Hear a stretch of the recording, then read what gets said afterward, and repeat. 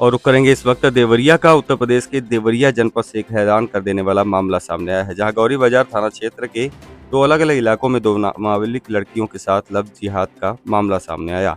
आपको बता दें कि गौरी बाजार क्षेत्र की दो नाबालिग लड़कियां विगत 24 और 27 जुलाई को अपने घर से युवकों के साथ चली गईं। आपको बता दें कि पीड़ित परिवार वालों ने आरोप लगाया कि बच्चियां कक्षा 10वीं की छात्रा हैं और नाबालिग हैं। इन्हें बहला फुसलाकर एक युवक के द्वारा ले जाया गया है और विशेष समुदाय का युवक बताया जाता है। वहीं आपको बता दें कि नाबालिग बच्चों के परिवार वालों का रो रो कर बुरा हाल है। सबसे बड़ी बात यह है कि इतनी बड़ी वारदात के बाद भी देवरिया पुलिस अभी चैन से सो रही है। इस मामले में केवल मुकदमा दर्ज किया गया है और 1 सप्ताह से अधिक बीत चुका है। अभी तक किसी आरोपी की गिरफ्तारी नहीं हुई है। वहीं पुलिस की सुस्ती को देखते हुए देवरिया के सदर विधायक सलभ मठ त्रिपाठी ने डीजीपी को पत्र लिखा और कार्रवाई की मांग की है। पत्र में विधायक ने लव जिहाद का मामला उठाया है। पत्र में कहा गया है कि गौरी बाजार बैतालपुर क्षेत्र की भोली भाली नाबालिग अनुसूचित और पिछड़ी जाति की लड़कियों को अपना शिकार बनाया जा रहा है। वहीं आपको बता दें कि जिस गांव का यह मामला है, वहां आरोपी समीर अंसारी है, जिसने नाबालिग छात्रा को अपने प्रेमजाल में फंसाया और विगत 24 जुलाई सुबह उसको घर से लेकर रफू चक्कर हो गया। आपको बता दें घटना की वारदात पास के सीसीटीवी कैमरे में कैद हो गई। लड़की की पहचान छुपाने के लिए उसने पीड़ित बच्ची को बुर्का पहना रखा था, यह भी बताया जा रहा है। वहीं दूसरा मामला बादलपुर गांव का है। यहाँ भी नाबालिग बच्ची बताई जाती है, कक्षा 10वीं की यह छात्रा है। गांव के ही एक युवक ने उसको बुलाया और बहकाकर अपने साथ लेकर फरार हो गया। एसओ नंदा प्रसाद ने बताया कि एक लड़के को बरामद किया गया है, दूसरे की बरामदगी और गिरफ्तारी के लिए टीम लगी हुई है।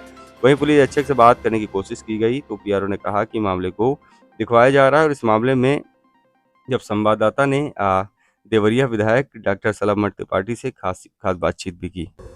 ये एक लव जिहाद का मामला है जिसमें आपने डीजीपी को पत्र लिखा है, क्या है पूरा मामला? देखिए, देवरिया में 24 तारीख को एक घटना हुई जिसमें एक हिंदू बालिका को एक मुस्लिम समाज का लड़का अपने साथ लेके चला गया। दूसरी घटना 27 तारीख को हुई। ये घटना भी देवरिया में हुई जिसमें एक हिंदू बालिका है, लगभग 16.5 वर्ष की लड़की है, बच्ची है, और उसको भी एक मुस्लिम लड़का अपने साथ लेकर चला गया। लगभग 2 वर्ष पूर्व भी बैतालपुर, जो देवरिया के भीतर पड़ता है, वहाँ भी एक हिंदू बालिका के साथ ऐसा ही हुआ था।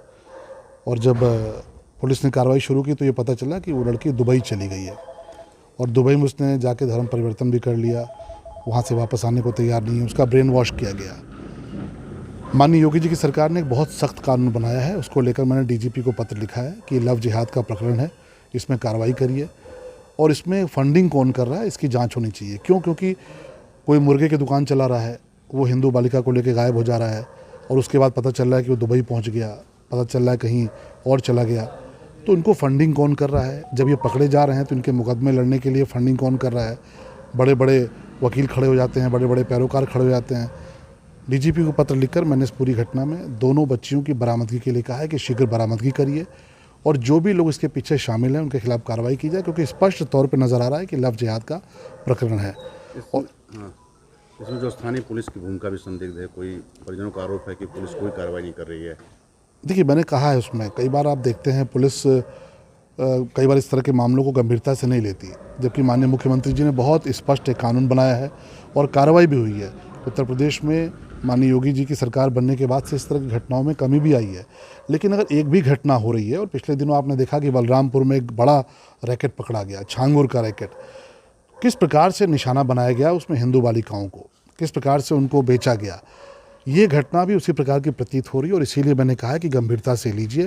देवरिया में एक मज़ार भी है जिसको लेकर लोगों का संदेह है कि वहाँ पर भी अवैध गतिविधियाँ संचालित होती हैं और कई बार फंडिंग की जो बात आती है कि फंडिंग की जाती है, तो उस मज़ार की भूमिका भी संदिग्ध है। मैंने प्रशासन से कहा है उसकी भी जाँच करिए, हम लोग इसको आर पार की लड़ाई लड़ेंगे। माननीय योगी जी की सरकार इस पूरी घटना को लेकर बहुत गंभीर है और जो भी दोषी होंगे उनके खिलाफ कार्रवाई होगी। अगर पुलिस का कोई व्यक्ति पाया जाता है कि लापरवाही कर रहा है, अपने दायित्व का पालन नहीं कर रहा है, उसकी भी जवाबदेही तय करेंगे। मजार से भी फंडिंग की हो सकती है क्या? देखिए, लोगों का शक है। अगर आप उस मज़ार का इतिहास देखेंगे तो एक बहुत छोटी सी मज़ार होती थी और देखते देखते आज बहुत बड़ा रूप धारण कर चुकी है। कैसे बड़ी होती चली गई, कैसे वो ज़मीन मिली, जहाँ तक मेरी जानकारी है कि वो सरकारी भूमि है, बंजर भूमि है, कौन फंडिंग कर रहा है, अब वहाँ पर भीड़ लगती है। लोग ये कहते हैं कि जो ये इस प्रकार की घटनाएं, लव जिहाद की घटनाएं हो रही हैं, उनमें जो पैसे, वकील, तमाम सारी जो सुविधाएं हैं वो मज़ार से जुड़े कुछ लोग उपलब्ध कराते हैं। तो इसकी जांच होनी चाहिए, कौन लोग हैं इसके पीछे, और मज़ार की जो ज़मीन है उसकी भी जाँच होनी चाहिए।